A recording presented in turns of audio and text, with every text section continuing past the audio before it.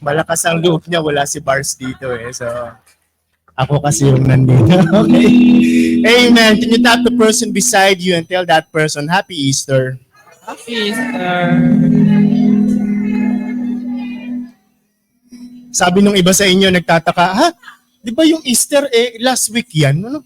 Di ba ngayon next Sunday na. Bakit Easter pa rin ba? Actually, sa atin po sa simbahan, mas mahaba po ang Easter. Easter is 50 days.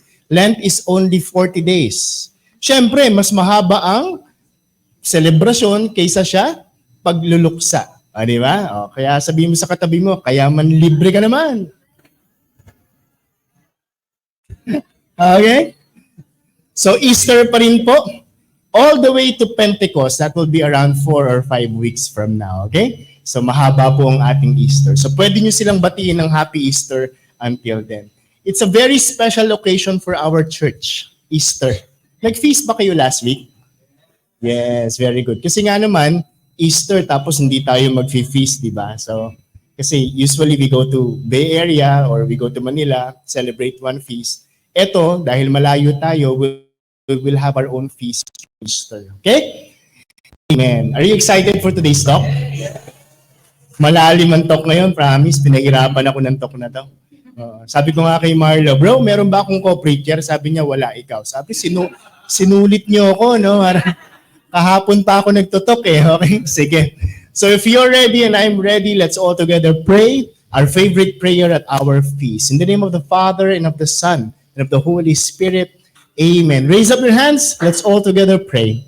Today, I receive all of God's love for me. Today, I open myself to the unbounded, limitless, overflowing abundance of God's universe. Today, I open myself to God's blessings, healing, and miracles. Today, I open myself to God's word, so I become more like Jesus every day. Today, I proclaim that I'm God's beloved, I'm God's servant, I'm God's powerful champion. And because I am blessed, I am blessing the world. In Jesus' name, amen. Amen. Let's serenade the word of God.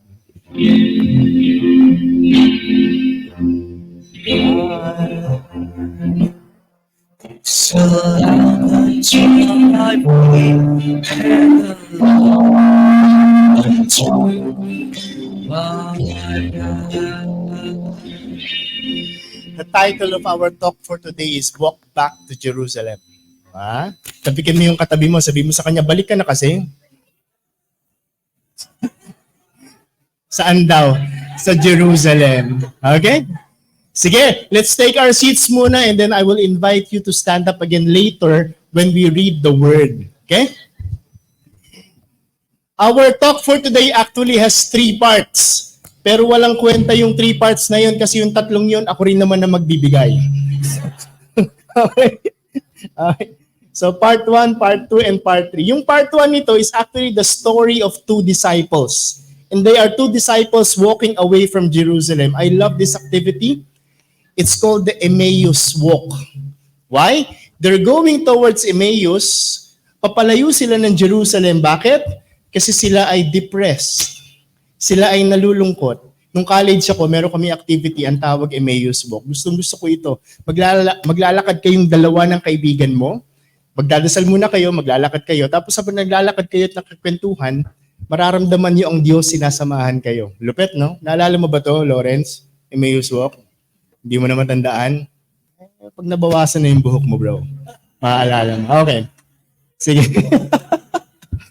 So let's go back to the original story. The original story is, again, 2 disciples na depressed, lumalayo sila ng Jerusalem. Why? Kasi nabalitaan nila or namatay na si Jesus, nababalitaan nila, may chismis na siya ay nabuhay, pero hindi nila ma-confirm kasi hindi sila member ng GC. So, wala pang GC ng panahon na yun. Wala pa namang internet noon, wala pa namang mga group chat, di ba? So hindi nila ma-confirm, nabuhay ba talaga si Kristo o chismis lang ito? Ang nakakalungkot, hindi makita yung katawan. So sila ay na-depress, sila ay lumayo papuntang Emmaus. One of them was named Cleopas. The other, hindi sinabi ni Luke ang pangalan. Mamaya I will explain to you kung bakit hindi sinabi ang pangalan. Tanungin mo yung katabi mo, sabi mo sa kanya, ikaw ba yun? Baka lang. You know, the walk to Emmaus is actually a symbol of someone walking away from God and their spiritual family. So applicable to sa'yo. Are you someone who's walking away from God right now? Why? Kasi Lord, grabe. Ang dami-daming nangyayari sa buhay ko. Baon ako sa utang. Hindi ko mabayaran. May negosyo ako. It's not going well. Tapos, ang dami ko pang nakakaaway. Sila na nga umutang, sila pagalit. Naniningil lang naman ako. Relate ba kayo doon? Di ba? Parang may sinisingil ka. Okay, sige. Di ba? O kaya sa community, nakakapagod na sa feast. Bakit palagi na lang may buhok yung preacher? Pwede bang wala naman? O nakakapagod minsan kasi yung leader ko, hindi ako maintindihan. How do you know that you are walking away? Very simple. Number one, you're tired. You just want peace. Gusto mo lang manahimik na. And then you want clarity. Lord, saan mo ba talaga ako gustong dalhin? And you may be withdrawing yourself from people. Pwede bang wag muna mag-feast? Bakit? Kasi nakakapagod makita ang mga tao. Bakit dapat yung katabi mo, sabi mo sa kanya, ikaw ba yun? You know, this talk is really for most of us. Minsan, reunion, family reunion, ayoko muna silang makita. Bakit? Mga kaaway ko yan, mga yan. Nag-aagawan kami sa lupa ngayon. Even if you're walking away, listen to this, this is the lesson of Emmaus. Even if you're walking away in the opposite direction, Jesus will still walk with you until you make a U-turn. Para siyang si Mike Enriquez, hindi kita tatantanan. Hindi. Sumalangit nawa. Hanggang sa mag-U-turn ka, hindi ka niya tatantan. So kahit na lumalayo ka sa mga tao, si Kristo, bigla ka niyang sasamahan at hindi ka niya tatantanan. Kailan sila nag-U-turn? Nung nagpunta na sila sa Emmaus, nakarating sila doon at nagtaas ng tinapay ang Panginoon and He broke the bread. Oh my gosh. Sino ba yung OG? OG. Sino ba yung OG na nag-break ng bread? Sabi nung iba sa inyo, ano yung OG? Original ba? Original. Pasensya na kasi yung language yan ngayon ng mga kaedad ko. So, Gen Z ba? Millennial, di ba? OG means original. Sino ba yung original na nag-break ng bread? Si Jesus, di ba? So, nung nagtaas ng bread, binrake, sabi nila, oh my gosh, si Jesus.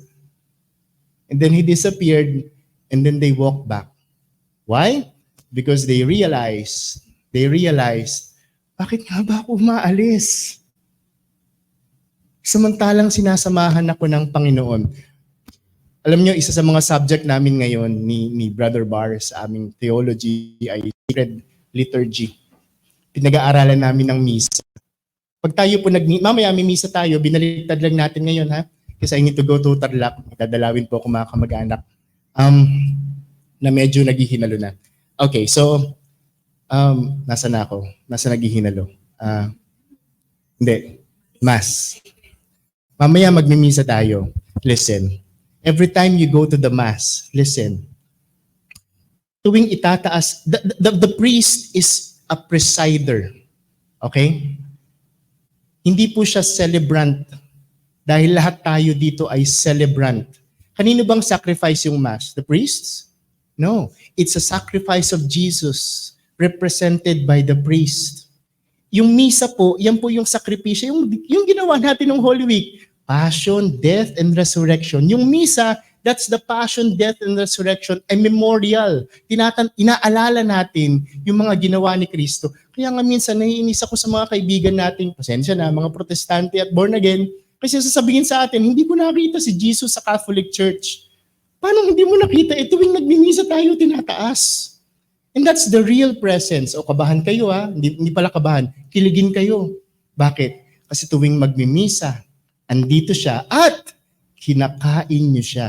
Oh my gosh. Tapikan mo yung katabi mo, sabi mo sa kanya, wow. Amazing, di ba? Sabi sa isang famous na quote, you are what you eat. Can you imagine eating Jesus every Sunday at the very least? Then you become like Jesus. Wow! O sige, tapikin mo yung katabi mo, sabi mo sa kanya, kinikilig ka na ba? Okay, nawala yung PowerPoint ko. 1, 3, 5, 2, 4. Okay.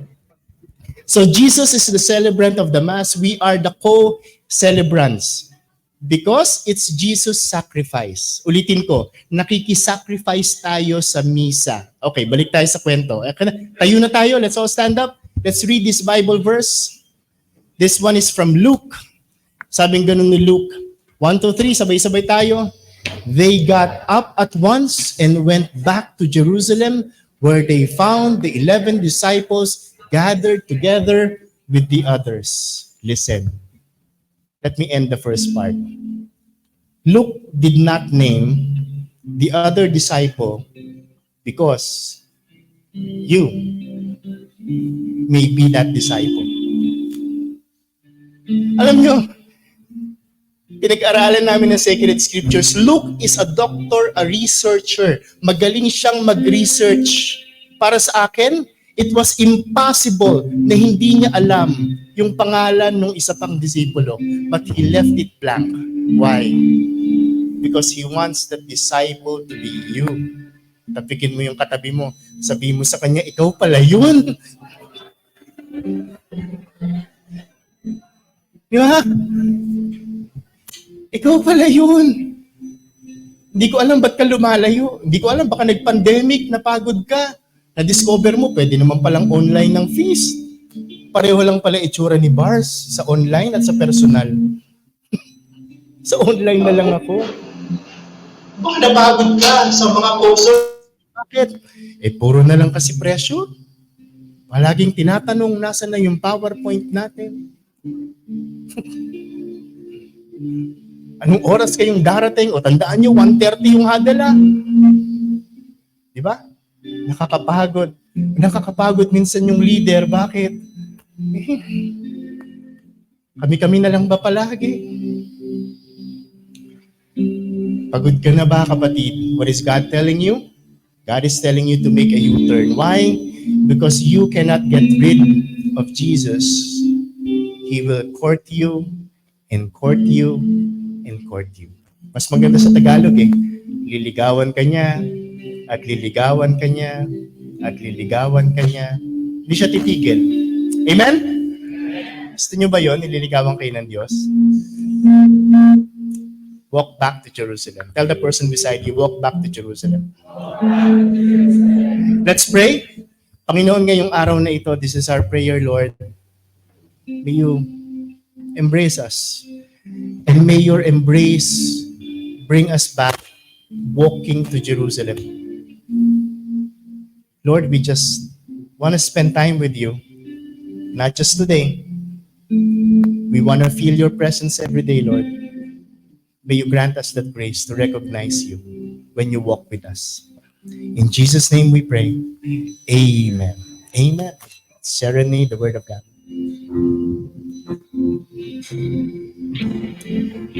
Thy word is a lamp unto my feet.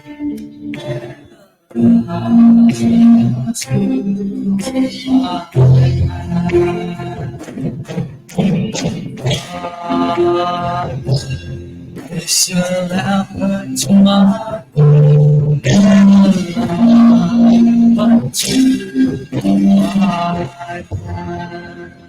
Amen. Palakpakan natin ang Panginoon. Let's give Him praise.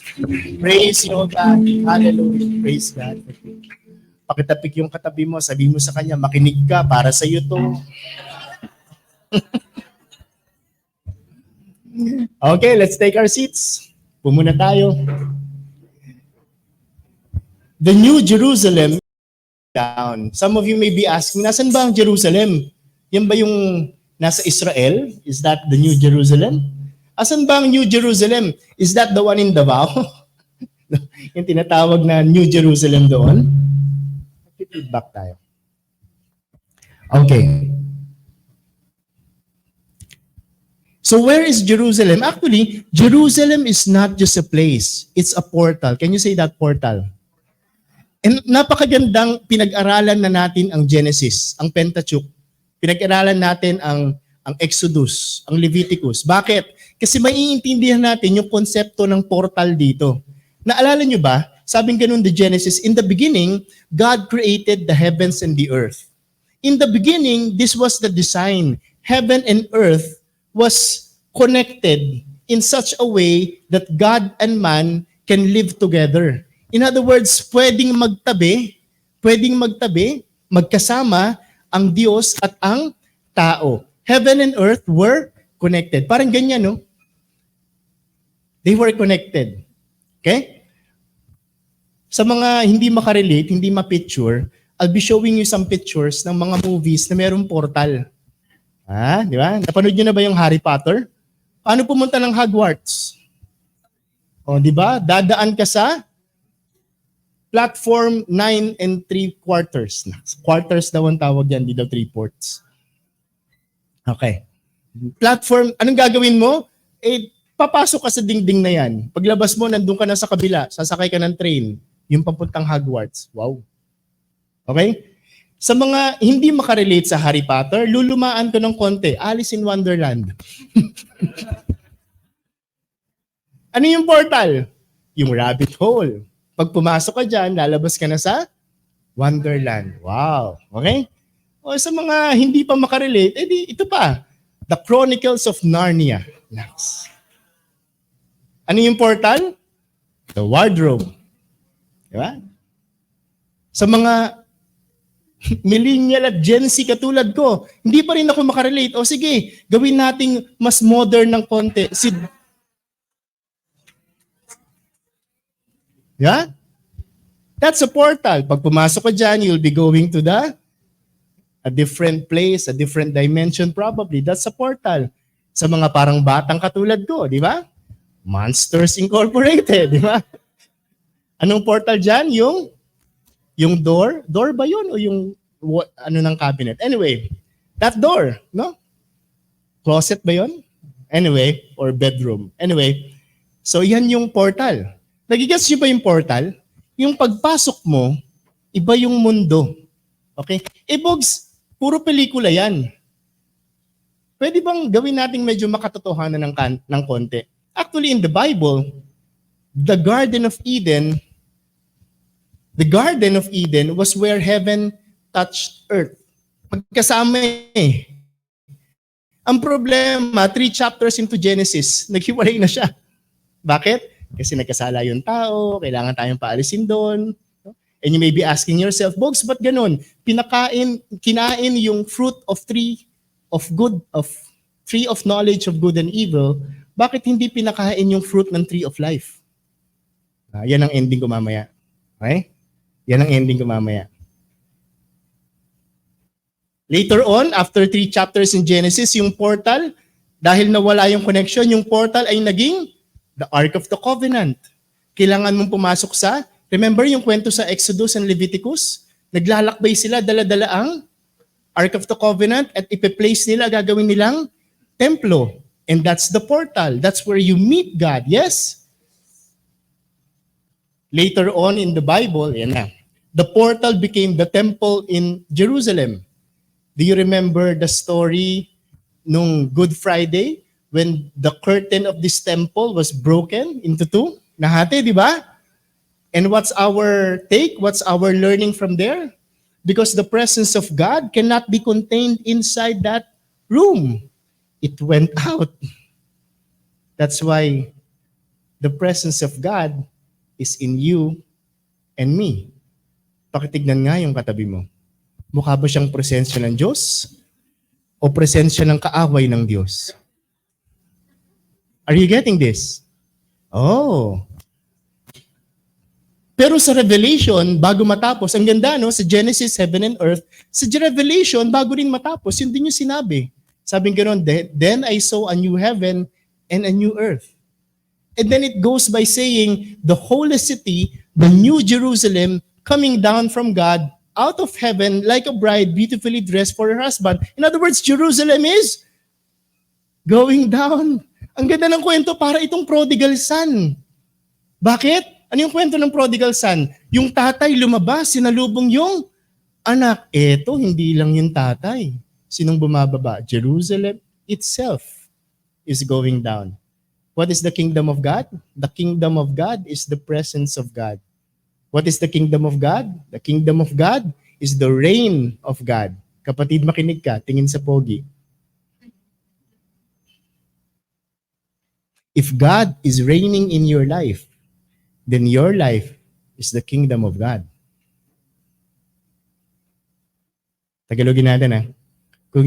Kung ang Diyos ay naghahari sa buhay mo, then ang buhay mo ay isang kaharian ng Diyos. Woo! Amazing, no? In the grand scheme of creation, though we are walking back to Jerusalem, Jerusalem is also coming back to us. Bumababa siya. Bumababa. So how do you walk back to Jerusalem? Gandang tanong, ano? Ito na yung part 3 ng talk. And the one big message, too spiritual, too sophisticated. Wala, bro. Okay. Baka nasa taas. Anyway. Anong pinag-uusapan natin? We're talking about 1 Corinthians. Remember? So this is the last talk. In 1 Corinthians, we're talking about the 5 problems of the church in Corinth.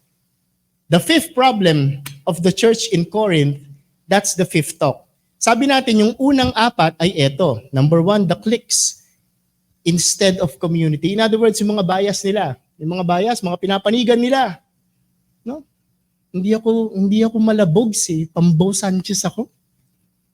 Siya yung favorite ko. No? Hindi ako pambog si Pambarsa ko. No? O hindi ako ganyan yung kasi nung panahon na yon, di ba may mga philosophers na mga matatalino, mga kilala na? No? So may mga cliques sila, may mga sarili-sarili silang mga bias. No? That's number 1. Number 2, proud of sexual sin. Remember the story of the man who committed adultery with his, mother, but malamang stepmother, di ba? Tapos mayabang pa siya, proud pa siya. No? Number 3 is, yung kakainin ba yung alay o hindi? Tama-tama, kakatapos ng Holy Week. Ang tawag sa amin sa Ilocano, atang. Atang din ba sa inyo? O, di ba? Ano? So ang tanong, kakainin ba yun? Hindi. Pwedeng kainin, bawal. Bars, pakiulit talk 3, bro. Ang sinasabi ni Paul, alam nyo naman na hindi kayo nag-aalay sa mga Diyos-Diyosan. Di ba sabi niya? Pero ang sabi ni Paul, huwag nyo nang kainin. Bakit? Kasi baka kalain ng ibang makakakita sa inyo, kayo ay sumasamba sa Diyos-Diyosan. Ang ganda ng paliwanag ni Paul, no? Number 4, this was last week, gifted but divisive. Sa Tagalog, magaling ka nga, mayabang ka naman. And you're causing division among the church. And here's the 5th, some rejected bodily resurrection. Ako po, nung nakita ko yung topic na to, sabi ko, mukhang uhugot tayo ng malalim dito. Okay. Paliwanag natin ng konti. During that time, there was a heresy called Gnosticism. What's Gnosticism? Gnosticism is the belief that Jesus was only God, not man. Why? Because they believed that the body was bad and only the spirit is good. So how can Jesus be man with flesh if the flesh is bad? Are you getting this? Okay. So, yun yung pinag-aawayan nila. Okay? They're okay with resurrection. Okay sa kanila yung concept ng resurrection, na buhay si Kristo. Pero hindi okay sa kanila yung bodily resurrection, na yung katawan ang nabubuhay mismo. Diba ganun din tayo? O sige, umamin kayo sa akin. Pag sinabing heaven, anong iniisip nyo ngayon? May pakpak kayo. Lumilipad kayo sa langit. Kumakanta-kanta kayo sa ulap. Diba? Ulap, parang sa Frozen lang yan si Olap. Si Olap po ay hindi snow, siya po ay cloud. Olap nga eh. Okay. O di ba? Yun yung naiisip mo, di ba? Pag ako namatay, nilipad-lipad ako sa langit. Oh, mamaya pag-aaralan natin ito. Definitely itong pag-aaralan natin napakaklaro. Hindi. Yung katawan mo, mabubuhay balang araw. Sige nga, tignan mo yung katawan ng katabi mo. Ha? Mabubuhay yan. Balang araw. For the... Naalala ko yung joke ng isang eroplano, Asian spirit. Fly Asian, go down a spirit. O, di ba? So, joke lang po yun sa mga taga-Asian spirit. Okay. For this group of people, during that time in Corinth, the idea of bodily resurrection was just so embarrassing. Nakakaya. Kasi di ba mga Gnostic sila? Meron akong ideology. At hindi ako naniniwala na yung mga katawang patay, yan yung bubuhayin. Kasi ganito yung nasa isip nila. Parang ganyan. That at the end of time, yung katawan mo na nakalibing ay bubuhayin na parang ganyan. So para sa kanila, ang iniisip nila, yuck. Ew. Nagets nyo? So they believe in resurrection. It's just that ibang resurrection ito. Ang problema, here's the thing. Ang problema, Jesus was resurrected. Body, soul, and spirit. So paano mo ngayon ito i-connect? Nagets nyo? Oh. Ang galing ni Paul. Bumalik siya dun sa root ng problema. Sabi niya ganoon, for I handed on to you as of first importance what in turn had received. So binibigay ko sa inyo yung natanggap ko. Anong natanggap ko? That Christ died for our sins in accordance with the scriptures and that He was buried. Can you say that again? Buried. Pag ikaw ay binaon, ibig sabihin ikaw ay, when you are buried, what does that mean? You're dead. Iba po yan sa planted. Ang planted, pag binaon, nabubuhay ulit. Ito, buried. As in, nilibing. Ibig sabihin, patay na. And that He was raised on the third day in accordance with the scriptures. What is Paul saying? Paul is reiterating the fact. Sorry po sabi niya ganun. Patay na po si Jesus. At siya'y binuhay ulit. What does that mean? Katawan niya ang binuhay. Kasama ang kanyang kaluluwa at espiritu. You know what? The Corinthians probably didn't believe in Easter. Probably. Why? Kasi ito yung message ni Paul sa kanila. Yo, I didn't make this up.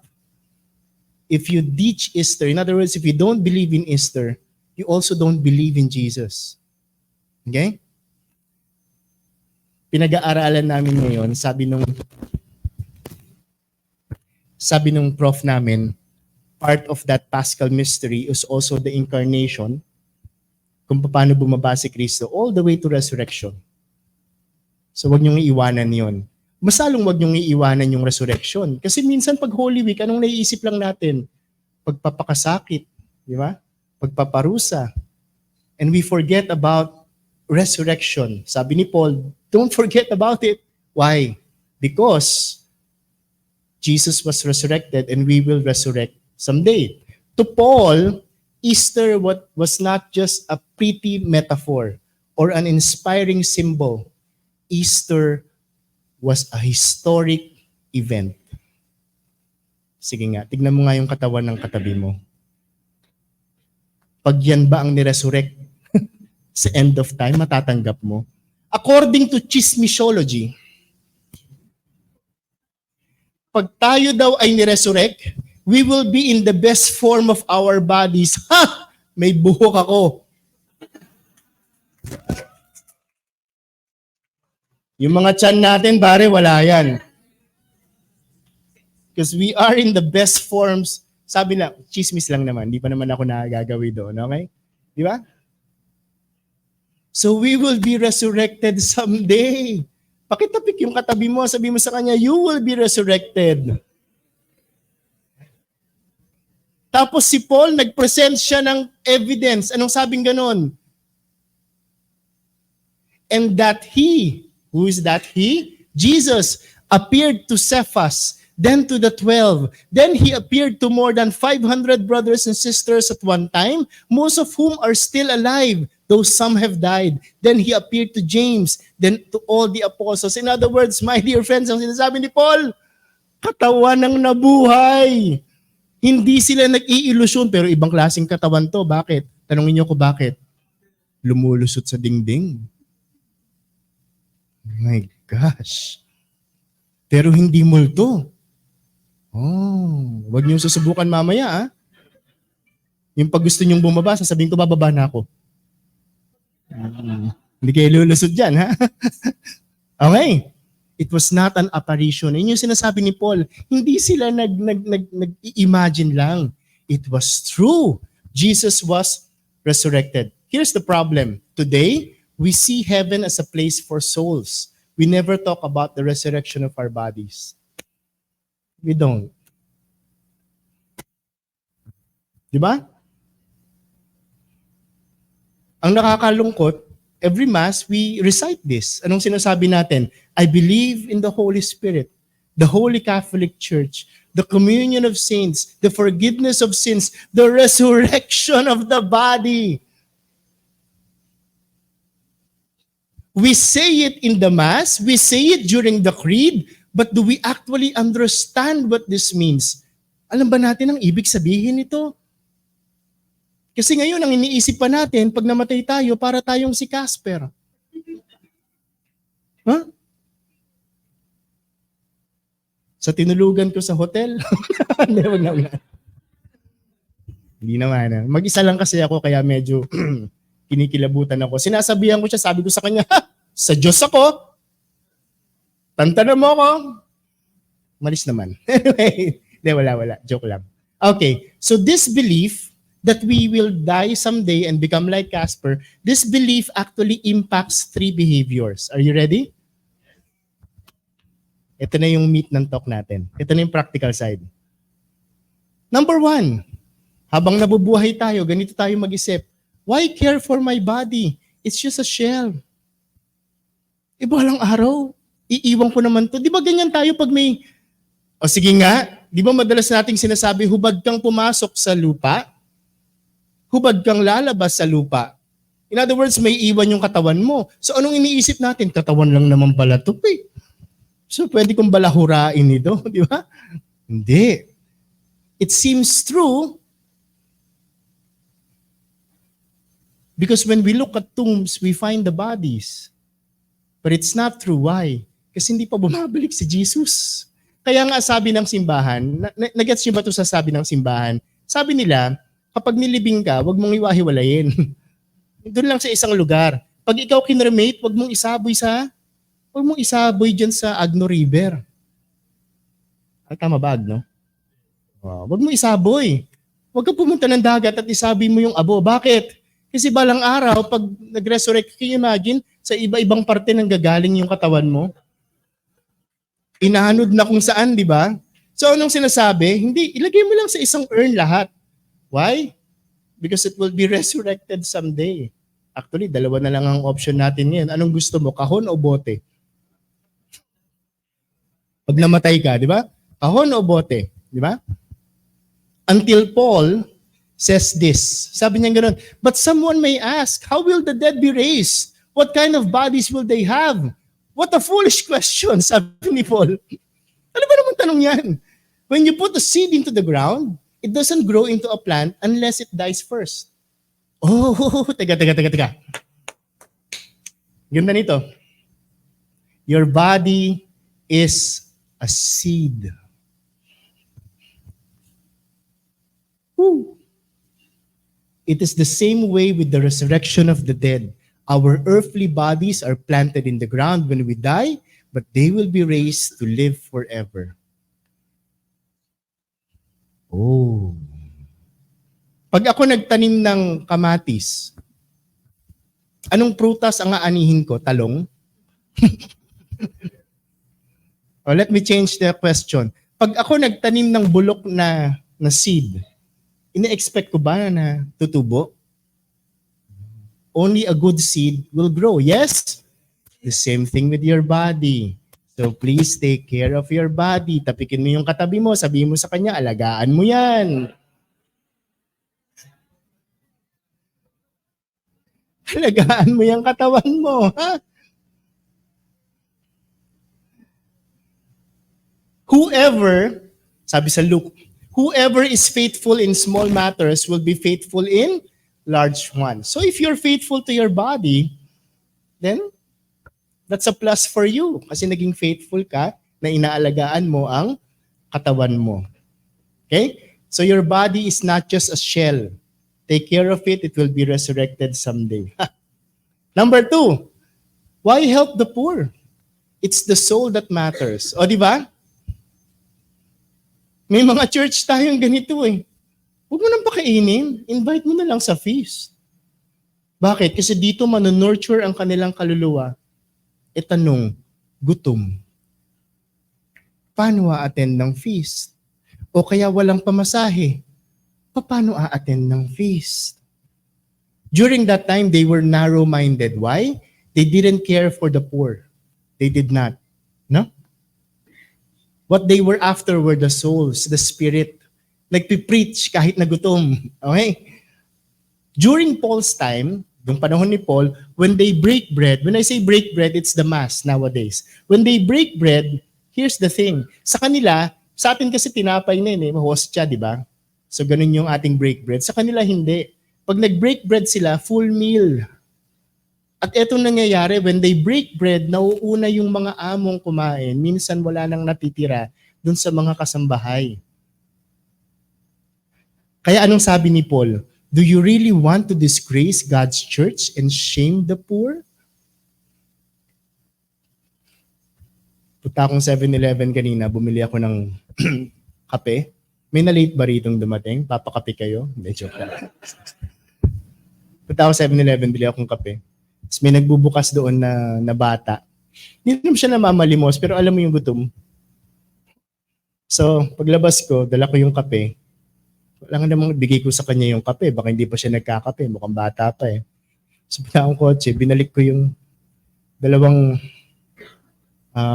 tinapay. Social na tinapay, galing Dagupan. Hindi ko sasabihin Pedrito. So binigay ko sa kanya dalawa. Ikaw, pag nakakita ka ba ng mahirap at nagugutom, naisip mo ba sila? Pag may nadaanan ka dyan na namamalimos, what do you do? Some of us, iniisip natin, sindikato naman kasi yan.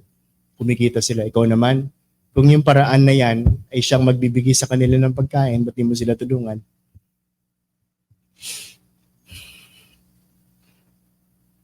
Gets nyo? E di wag mong bigyan ng pera, bigyan mo ng makakain. Alam nga namang yun yung ibigay nila sa sindikato, di ba? Pizza po, pizza yung binigay sa akin. Help, give something. Sabi ni Paul, there should be no division in the body, but the parts should have equal concern for each other. If one part suffers, all the parts suffer with it. Ginagamit natin ito sa talk on unity. Pwede ko ba kayong gulatin? Ginamit ni Paul sa talk on the poor. Ang layo, ano? Anong sinasabi niya? The poor is a part of us. If they are suffering, we are also suffering. Sabi ni Tony Meloto, kayo naman, kaya may mahirap kasi hindi natin silang tinuring na pamilya. Pag may nakita kang kapamilya dyan sa harap ng front door at nasa labas na mamalimos, anong gagawin mo? Halimbawa, yung kapatid mo nakita dyan sa harap ng pintuan, namamalimos sa harap ng gurings. Anong gagawin mo? Anong gagawin mo? Ha? Bibigyan mo ng ito. Hindi, anong gagawin mo? Hoy, bibigyan mo ng 1,000. Hindi, hoy, tumayo ka nga dyan. Umuwi tayo. May bahay ako. Ang ginagawa mo dyan, ba't ka namamalimos? Tutulungan kita. Yun yung sinasabi ni Tony Meloto. Kaya may mahirap. Bakit? Kasi hindi natin tinuring yan na kapatid. Are you getting this? Woo! Lalim, ano? Social justice, liberal theology. Galing ako Anawim. Show the picture, please. Well, hindi naman ganyan. But sa Anawim, marami doon mga matatanda. One of our mercy ministries, no? Listen, let me announce to you today. Yung ginagawa natin sa Anawim, it's not a side project. It's core to what we do as Light of Jesus. Ha? Part of what you give in your tithes and love offering goes to Anawim. Tumutulong tayo. Yung iba dito kinilig, sabing ganun, gusto kong tumira sa Anawim, huwag ka nang dumagdag. Hindi na nga sila tumatanggap ngayon. You know why? I'll tell you why. I'm sure this is not confidential, but their budget can only last for 2.5 more months. After that, they really rely on tawag dito, donations. So kung may puso kayo para sa kanila and all our other mercy ministries, please help. Please help. Ha? Number 3. Why excel in earthly matters? It will all vanish. O di ba ganyan tayo mag-isip ngayon? Alam niyo po, hindi niyo po natatanong, ako po yung isang engineer. Lisensyado po ako. But I'm now a preacher. Bogs, anong connect? Kasi minsan iniisip natin ganito, ba't di na lang tayo magsipag-resign? Lahat tayo magmisyon. Lahat tayo maging peace builder. Eh kung lahat tayo peace builder, sinong audience? Lahat tayo nagda-divert dito, di ba? Ibig sabihin, lahat tayo mag-mission. Again, kung lahat tayo nagmi-mission, eh sinong beneficiary? Are you getting this? It just so happened na may mga taong katulad natin na binibless ng mas marami. Bakit? Kasi yan yung ibibigay natin sa kanila. Kaya kailangan mo magtrabaho. Bakit? Magpayaman. Bakit? Hindi lang para sa iyo. Para din sa ibang tao. Pasensya na, I always say this during my workshops with employees. Kung ang buhay mo ay umiikot lamang sa iyong pamilya at sa sarili mo, pasensya na, condolence. That's not the way to live. That's not the way to live. Malaki ang pamilya natin. Okay? Okay. Tapikin mo yung katabi mo, sabi mo sa kanya, tinatamaan ka ba? Alam sa inyo malalim tuntok na to Jesus calls us not to escape to heaven, but to build heaven here and now. That's the calling. Amen? Amen. Hindi tinatawag ng Panginoon na mag-escape ka papuntang langit. Ang sinasabi niya sa iyo, pwede bang ikaw ang maging langit sa mundong ito? Di ba? Ano sabi ko kanina? If your life is the reign of God, then your life is the kingdom of God. In other words, your heaven. You are heaven here on earth. My gosh, ang lalim nun. So pag pumasok ka pa sa kwarto, anong nararamdaman ng mga tao? Langit o impyerno? Di ba? All work can be sacred. Because it's not about the work. It's about the why. Ulitin ko yun All work is sacred. Because it's not about the work. It's about the why. Why are you working? Pakitanong nga yung katabi mo. Sabi mo sa kanya, why? Okay? I'm about to end. Our Father in heaven, holy be your name. Your kingdom come. Anong sinasabi ni Jesus? Shucks, paparating na ang... Some people will say, inaantay nila yung langit. Hindi natin alam, ang langit nandito na. It's already here. Your kingdom come. Tapos anong kasunod? Your will be done. Question. And this is very theological. Ang ganda nito, i-apply nyo to sa buhay ninyo. How do you know that the kingdom has come? Answer, when you allow the will of God to be done. Lalim, ano? Salubong. Habang ikaw tumatakbo papunta sa Diyos, ang Diyos tumatakbo papunta sa iyo. Nagsasalubong kayo. Woo! By doing God's will in every area of your life, you're walking back to the New Jerusalem and welcoming the New Jerusalem into your life. Basahin nga natin sabay-sabay. This is very malaman. 1, 2, 3. By doing God's will in every area of your life, you're walking back to the New Jerusalem and welcoming the New Jerusalem into. So here's my advice for you. Offer to God every area of your life. Lahat, huwag kayong magtira. Since college, sinisigaw ko ito kay Kristo buong buhay habang buhay. Let me be honest with you. It sounds cool, but let me be honest with you. Mahirap. Kasi anong tendency natin bilang tao mag-iiwan? Lord, sa'yo na lahat ng buhay ko, pero pwede ba iwan mo na lang tong bisyo na to? Lord, sa'yo na tong buhay ko, pero pwede ba itong pangungupit ko akin na lang? Lord, sa'yo na tong buhay ko, pero pwede ba itong pinagkakatago-tago kong kasalanan? Ito lang. Leave this for me. May isang lalaki, nagdadrive sa Makati, may tumawid na babae na hindi niya malaman kung naka-belt o naka-miniskirt. Sa sobrang iksi sa tumatawid. Sabi niya sa Panginoon, Lord, pikit. Pinapikit niya ang Panginoon. Bakit? Kasi pwede bang iwan mo na lang to sa akin? Ito na nga lang, dito na lang ako masaya eh. Pwede bang iwan mo na lang to sa akin? No. Offer to God all of your life. Because Jesus, where's the portal now? Ask me where. Louder, where? Actually, 2 things. Number 1, the portal is in you. But if you want it to be more concrete, the portal is in the Mass. Why? Because Jesus is the portal. And Jesus is in you. And Jesus is in the Mass. Ang lalim nito. Kaya tuwing itataas yung hostya, alam nyo, ma-excite kayo every time magmimisa tayo. Bakit? Because you will meet Jesus. Every time na itataas yung hostya, kiligin kayo. Bakit? Ayan na. Nagiging si Kristo na. Tapos kakainin mo siya. Exciting? Amen. Jesus lived for you, died for you, and rose from the grave for you. Can we all stand up? In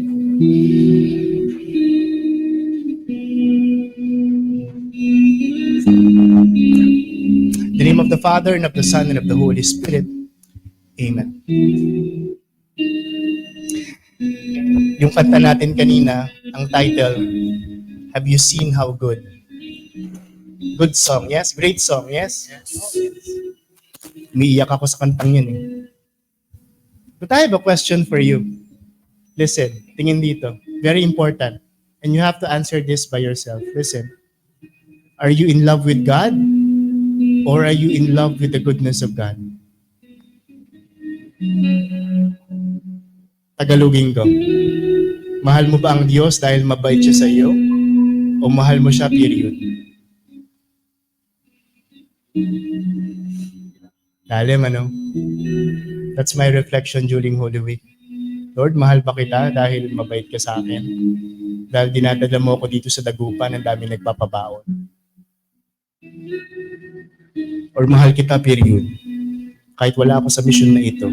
Can I show you someone who was deprived of the goodness of God and yet still love God? Can I show you? Can I show you? He's here. He's here.